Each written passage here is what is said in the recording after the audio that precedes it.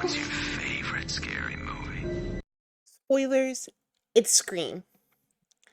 Hello, Flandy friends. So, let's talk Scream. Forewarning, I'm going to try not to spoil anything in this review, because part of the fun of Scream is the whodunit aspect of the movie, and I wouldn't dare rob you guys of that pleasure. There will likely be some spoilers for the previous Scream movies, though, so if you haven't seen them yet, sorry. Now, let's get into it. Starting off the review, I've got to talk about the obvious void in this movie. Neve Campbell, aka Sidney Prescott. A horror icon in her own right and absolutely the star and face of the franchise is absent in this one. If you follow the news, the reason for this basically comes down to a contract dispute and a lack of respect. Neve Campbell might not be the biggest star, but she deserves her fair pay for what all she has done for the horror genre, and this series especially. So rather than settle for lesser pay, she opted out not to be a part of it, and to that I say good for her. The legacy characters, as they are being referred to now, you've got Sydney, Dewey, and Gail. I love them all. And I still full heartedly believe that they did my boy Dewey so very wrong in Scream 5. I am okay with Dewey dying, I really am, but the way they did it after having his life fall down around him just hurt more than actually see him die. So just, rest in peace, Dewey. But all that being said, I do feel like it's time to let them go. They reference Sydney not being a part of this one because she deserves her happy ending, and yeah, I agree. I know it's a bit tacked on and forced, but I would have really loved it if all three of them just had their happy ending and rode off into the sunset. Because without them here, the movie does feel a lot more fresh, as the newer characters are allowed more room to grow and figure things out on their own. I'm speaking of this the same way that I want Star Wars to move away from Skywalkers. They were an important part of the lore and history, but it's okay to move on without them, and this film proves that it can stand on its own without having them there to support it. So you have the core four now, as they are calling themselves. You've got Sam and Tara Carpenter, with Sam being the illicit love child of Billy Loomis, one of the killers from the first Scream, and I will admit that Skeet Ulrich, the actor for Billy, is a personal heartthrob of mine, especially as he's gotten older. Come on, you never forget your first horror movie crush. The other two of the core four are Chad and Mindy Meeks Martin, the nephew and niece of Randy from the original Scream movies. You really do get to see the four of them shine in this one, and I really love the chemistry and protective nature that this group has for one another.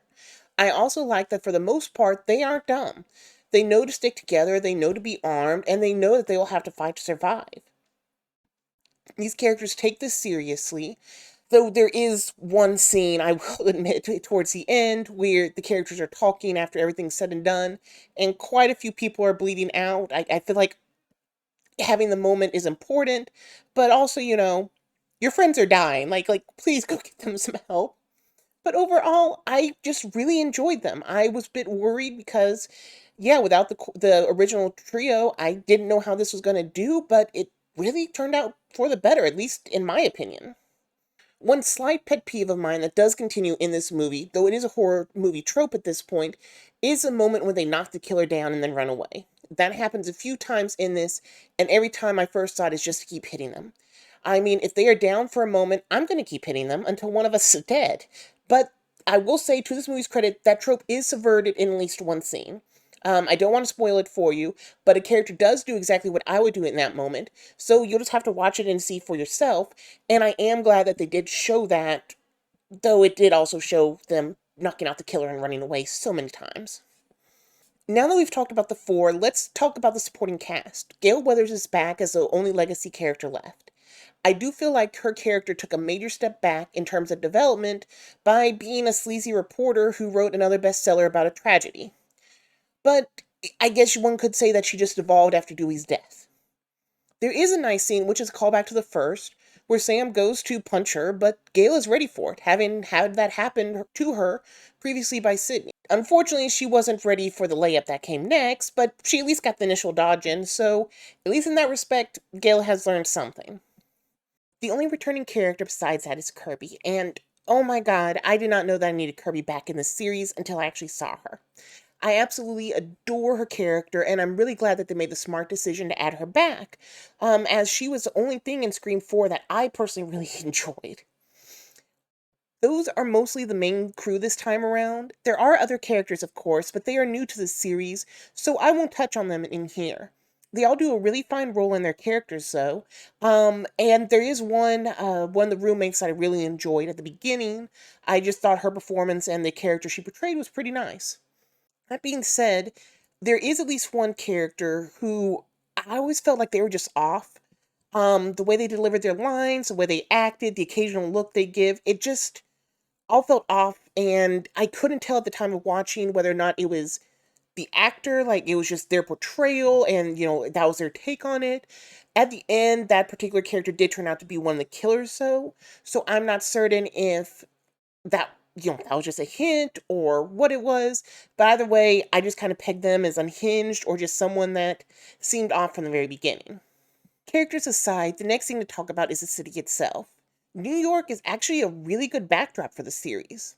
Once again, we are departing from the norm, and I kind of like it. While I love Woodsboro, and it does bring back fond memories of deaths gone by, a new city with new environments is also really nice. I didn't think I would be a fan of the change, and was really afraid we were going into a Jason Takes Manhattan vibes, but it actually just worked surprisingly well. Once again, I love Woodsboro, and it does remind me of some of the smaller towns I've lived in throughout my life, and kind of has that quaint charm to it and takes you back to a simpler time. But I like the progression in this city. I like being surrounded by people yet not being safe. It just adds a new vibe to the series. One issue I do have, and in the grand scheme of things, whether it's a big issue or a small issue, really comes down to what you want from a movie. To me, the issue is Ghostface. Now, I'm not going to spoil who Ghostface is, but I am going to talk about some things which might be spoilery in regard to the Ghostface killer this time around. So if you don't want anything ruined, just go ahead and skip ahead just a little bit, okay? Last warning. Okay, so my issue is the killers made no sense. Not in the sense that I didn't necessarily get their motivation, and there is a neat twist with expectations, but I don't know. I just found them more insane than the normal brand of killers, which is saying a lot. So I didn't really find it believable that these unhinged individuals, which, yes, as I'm sure you're aware from every Scream besides 3, there is in fact more than one Ghostface, as per the norm. But I just can't believe that they were able to play sane for this long, because when the reveal happens, they go cuckoo for Cocoa Puffs really quickly. There is one really nice scene, though, where the killers do a synchronized knife swipe. Basically, after stabbing someone, they both raise their blades and wipe the blood off in unison. I thought that was so cool. Um, and once again, this is more a trope of Scream than anything, but it's pointed out in this movie, and it's something I had issues with in the previous ones. But it's always made no sense to me that in the majority of these Scream movies, they want the final girl to be alive at the end for their master plan. If that is the case, then why do they keep trying to kill her? Where would their master plan be if they kill her before the end? It just makes no sense. But of course, that's just kind of a trope of the series at this point, so you got to accept it as you go with it.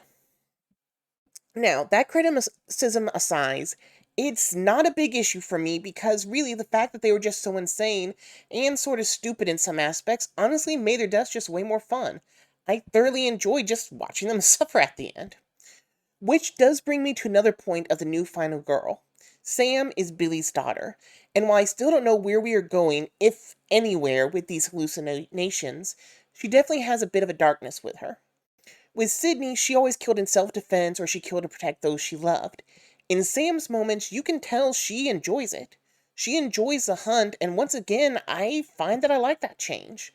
I like that we may get a killer who kills killers. Kind of Dexter meets Scream, I don't know. So, what are my final thoughts on this movie? Honestly, I enjoyed it. I wasn't a fan of 4 and had mixed feelings about 5, though I did find it better than 4. But this time around, I think they did a lot right. I wish the killers had a bit more of an impactful reveal, though. They kept referencing the past, and I was hoping for a twist that leaned more into that, but that just didn't pay off for me. Now, I still recommend seeing this film, though, if you enjoy the Scream series, as to me, it's the best one they've done in a long time. Not to mention, I just get goosebumps at this point when I hear the song Red Right Hand. I never hear it outside of these movies, and every time I do, it just takes me back to simpler days. So, yeah, that's my review. It's honestly just a good Scream movie, and I'm pleasantly surprised, and I'm looking forward to see where, if anywhere, they take the series going forward from here. So, what do you guys think? Are you guys Scream fans? If so, what is your favorite, and are you planning on seeing this next installment? And if you have seen it, what are your thoughts on it? Well, that's all I've got for now. I'll see you next time, Flanny friends. Bye!